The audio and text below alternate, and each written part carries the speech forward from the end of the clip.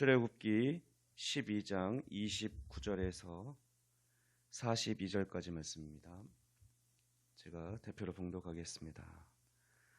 밤중에 여호와께서 애굽 땅에서 모든 처음 난 것 곧 왕위에 앉은 바로의 장자로부터 옥에 갇힌 사람의 장자까지와 가축의 처음 난 것을 다 치심에 그 밤에 바로와 그 모든 신하와 모든 애굽 사람이 일어나고 애굽에 큰 부르짖음이 있었으니 이는 그 나라의 죽임을 당하지 아니한 집이 하나도 없었음이었더라.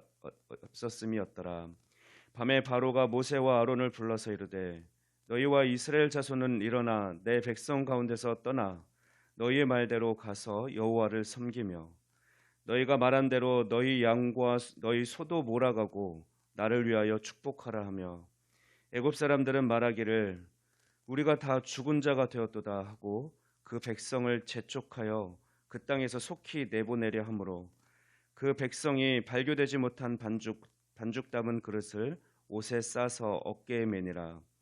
이스라엘 자손이 모세의 말대로 하여 애굽 사람에게 은금 패물과 의복을 구하매 여호와께서 애굽 사람들에게 이스라엘 백성에게 은혜를 입히게 하사 그들이 구하는 대로 주게 하심으로 그들이 애굽 사람의 물품을 취하였더라.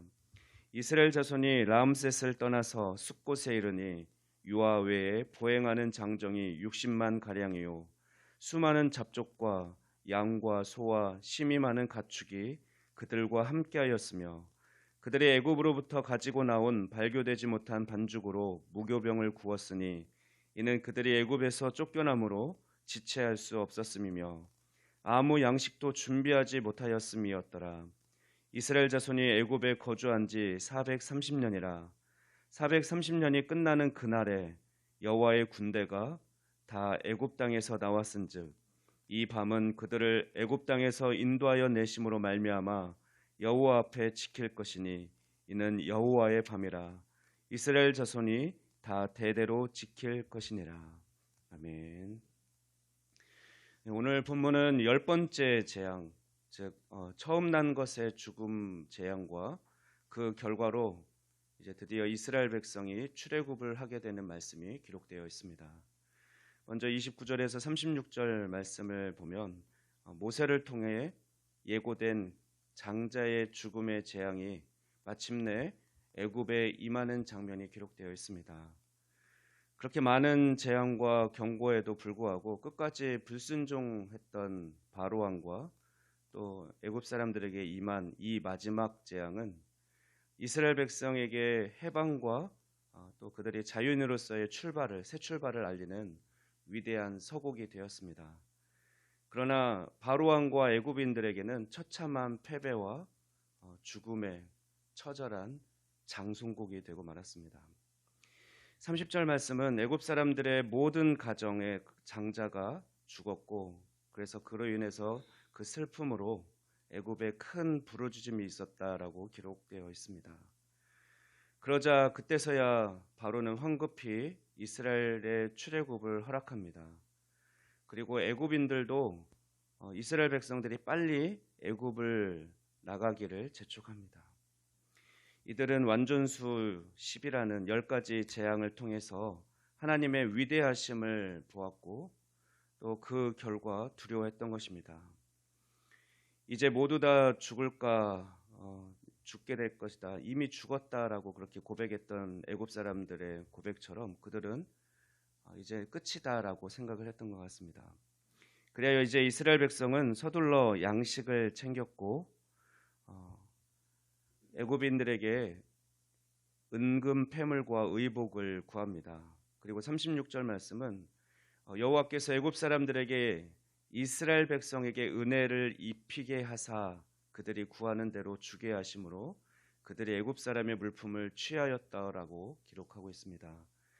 이것은 그들이 빈손으로 쫓겨난 것이 아니라 맨 처음부터 아브라함과 야곱에게 약속하셨던 것처럼 또 모세를 부를 때도 약속했던 것처럼 그들이 부를 이루어서 애굽에서 나오게 된 것입니다.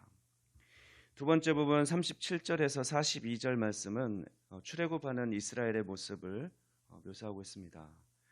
먼저 37절에서 39절 말씀은 마침내 모든 어려움을 이겨내고 출애굽한 이스라엘 백성들이 가나안을 향해서 첫 여정을 내딛고 있는 역사적인 장면입니다.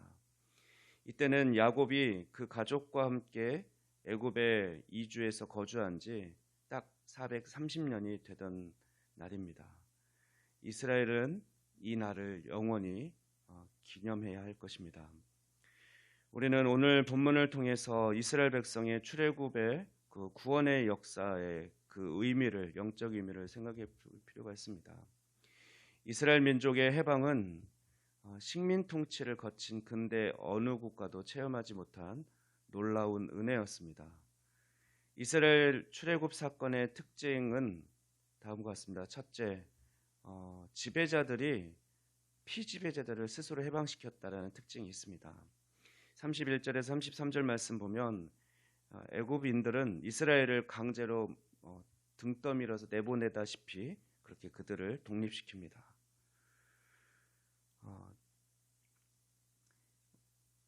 이것은 다른 나라 어느 역사에서도 쉽게 찾아볼 수 없는 하나의 이적입니다. 그런데 이와 마찬가지로 우리 그리스도인들의 구원 사건 역시 성령님께서 우리가 죄 가운데서 어찌할 바 모르는 우리를 예수님께로 인도하시고 또 우리가 영접할 수 있도록 또 역사해 주신 구원의 결과입니다. 두 번째로 불을 이어서 나왔다는 특징이 있습니다. 35절 36절 말씀 보면 하나님의 선민 이스라엘은 출애굽할 때 모든 것을 잃은 채 노예의 그 상태로 그렇게 초라한 모습으로 나오지 않았습니다. 이것은 그리스도인이 예수 그리스도의 피와 의를 덧입고 악으로부터 나와서 풍성한 삶으로 들어가게 된 것과 마찬가지입니다. 그리고 세 번째로 이스라엘 백성들이 하나님의 사인이 있을 때 그때 또 즉시 나왔다라는 것입니다. 33절 34절 말씀 보면 이스라엘은 급히 애굽을 빠져나왔습니다. 마찬가지로 성령님은 우리가 바로 우리의 죄의 세력에서 하루속히 벗어날 것을 기다리셨고 하나님의 때에 우리를 구원해 주셨습니다. 이제 말씀을 정리합니다. 오늘 본문을 통해서 우리는 애굽에 내려진 마지막 10번째 재앙, 장자의 죽음과 또 출애굽하는 이스라엘의 모습을 살펴보았습니다. 특별히 이 기록에서 주목할 말씀이 있습니다. 그것은 41절 말씀입니다. 41절은 그날의 여호와의 군대가 다 애굽 땅에서 나왔다라고 기록하고 있습니다. 히브리 노예라고 기록하지도 않았고 그냥 이스라엘 백성이라고 기록하지 않았습니다. 애굽의 종이었던 자들이라고 기록하지도 않고 하나님의 군대로 여호와의 군대로 그렇게 기록하고 있음을 우리는 주목해 봐야 할 것입니다. 하나님은 이스라엘 백성을 하나님 나라를 위해 전쟁을 치르고 그 약속의 땅을 회복할 군대로 부르셨던 것입니다. 마찬가지로 우리도 잃어버린 하나님 나라, 왜곡된 하나님 나라를 되찾는 하나님의 군대로 부르심을 받았음을 기억해야 할 것입니다.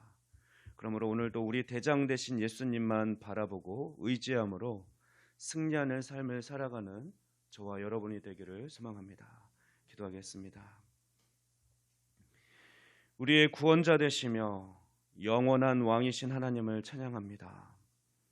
우리를 하나님의 군대로 불러주시고 우리와 함께 그리고 우리를 통해 영원한 하나님 나라를 회복해 가길 원하시는 아버지 감사합니다. 우리가 살아가는 동안 우리의 정체성을 잊지 않게 하시고 오늘도 예수님께서 이미 이루어 주신 그 승리를 선포하며 살아가는 우리가 되게 하여 주시옵소서. 오늘을 우리에게 허락하심을 감사드리며 이 모든 말씀 우리 구주 예수 그리스도의 이름으로 기도하옵나이다. 아멘.